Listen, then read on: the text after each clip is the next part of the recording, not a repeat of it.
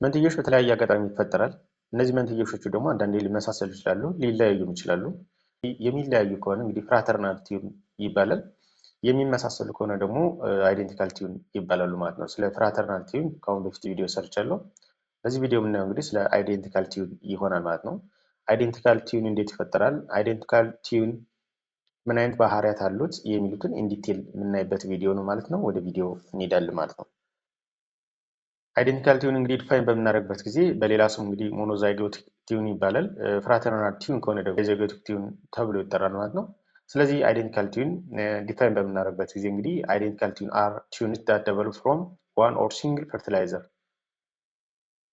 ኤግ ኤንድ ፎርም ዲ ዛይጎት ይለናል ማለት ነው። ዛት ስፕሊትስ ኢንቱ ቱ ኤምብሪዮ። ስለዚህ ምንድነው አይዴንቲካል ቲዩን ፎርም የሆነው የሚፈጠረው ከአንድ እንቁላል እና ከአንድ ስፐርም ሴል ነው። ዜን ዛይጎት ከተፈጠረ በኋላ ዛይጎቱ ስፕሊት የሚያደርግበት ወይም ዛይጎቱ የሚከፋፈልበት ሂደት የሚፈጠር ነው ማለት ነው። ስለዚህ አይዴንቲካል ቲዩን ማለት አንድ ስፐርም ሴል አንድ ኤግ ፈርቲላይዝድ ከሆነ በኋላ ዛይጎት ከፈጠረ በኋላ በተለያየ አጋጣሚ ይሄ ዛይጎት ስፕሊት ሆኖ ወይም ተከፍሎ ሁለት የተለያዩ ወይም ከዛ በላይ የሚፈጠርበት ሂደት ነው ማለት ነው አይዴንቲካል ቲዩን ማለት።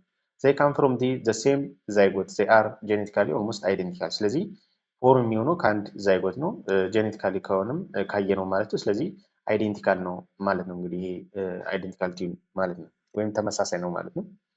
ፎርሜሽኑን በምናይበት ጊዜ እንግዲህ ቅድም እንዳልነው ዋን ኦቪዩም ወይም ኤግ ፈርቲላይዝድ ባይ ዋን ስፐርም ሴል ዜን ፎርም ያደርጋል ማለት ነው። ዛይጎት ፎርም ያደርጋል ወይም አንድ እንቁላል ከአንድ ስፐርም ሴል ጋር ምንድነው ፈርቲላይዜሽን በሚያደርግበት ጊዜ ዛይጎት ይፈጠራል ማለት ነው።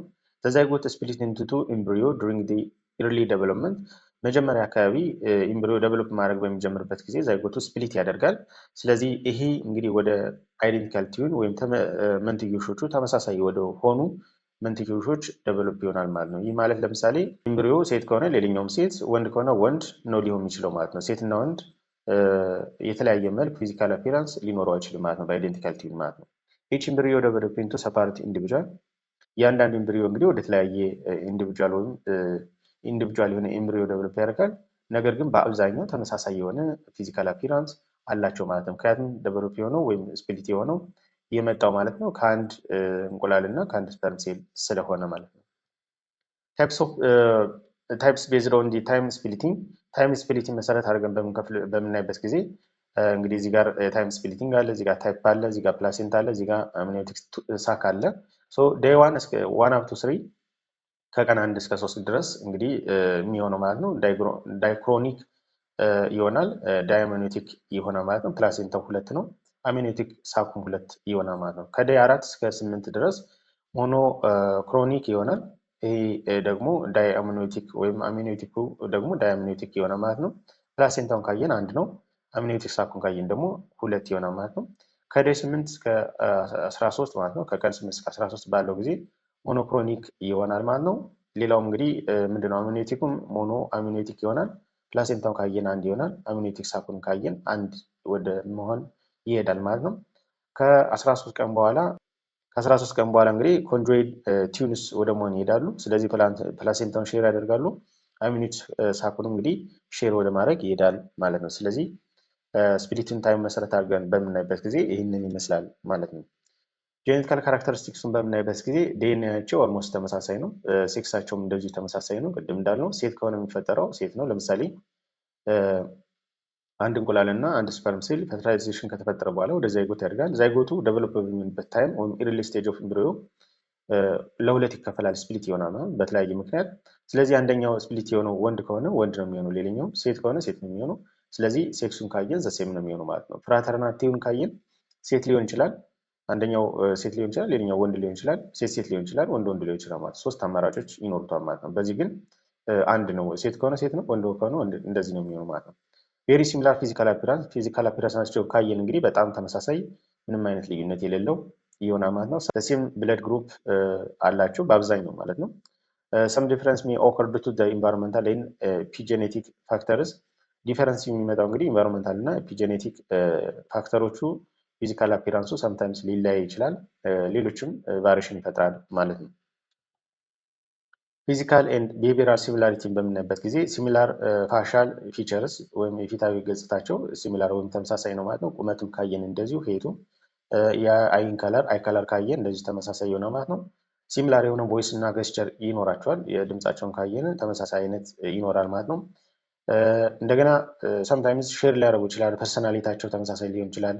ኢንቴሊጀንስ ሌቭላቸው ተመሳሳይ ሊሆን ይችላል። ዲፈረንስ ካን አራይዝ ዱ ቱ ዲ ላይፍ ስታይል ኤንድ ኤክስፒሪየንስ። ስለዚህ ልዩነት ወከር የሚሆነው የላይፍ ስታይላቸው አንዳንዱ ለምሳሌ ምቹ የሆነ ላይፍ ስታይል ካለው አንደኛው ማለት ነው፣ ሌላኛው ደግሞ ከሌለው ምናልባት ከዚህ ጋር ተያይዙ የሚመጡ ዴቨሎፕ የሚሆኑ ባዮሎጂካል የሆኑ ግሮዞች ይኖራሉ። በዚህ ቫሪሽን ሊፈጠር ይችላል ማለት ነው። ስለዚህ ዲፈረንሲ ሜይ ኦከር ዲ ላይፍ ስታይል ኤክስፒሪየንስ ሊሆን ይችላል ማለት ነው። ሜዲካል አስፔክቱን ካየን ሃየር ሪስክ ኮምፔር ቱ ፍራተርናል ቲዩን፣ ከፍራተርናል ቲዩን ጋር ኮምፔር በምናደርግበት ጊዜ እዚኛው ጋር ሃየር የሆነ ሪስክ አለው ማለት ነው። ስፔሻሊ ኢን ሼርድ ፕላሴንታ ቲዩን፣ ፕላሴንታውን ሼር የሚያደርጉ ቲዩን ከሆኑ ያው ከፍተኛ የሆነ ሪስክ አለው ማለት ነው። ከፍራተርናል ቲዩን ኮምፔር በምናደርግበት ጊዜ ቲዩን ትራንስፊሽን ሲንድረም ኢን ሞኖክሮኒክ ቲዩን ይከናወናል ወይም ይኖራል ማለት ነው። ሲንድረሞች በዚህ ሊከሰቱ ይችላሉ። ምክንያቱም ሞኖክሮኒክ የሆነ ቲዩን ነው ማለት ነው። አንድ አይነት ክሮኒክ ሼር ስለሚያደርጉ ማለት ነው።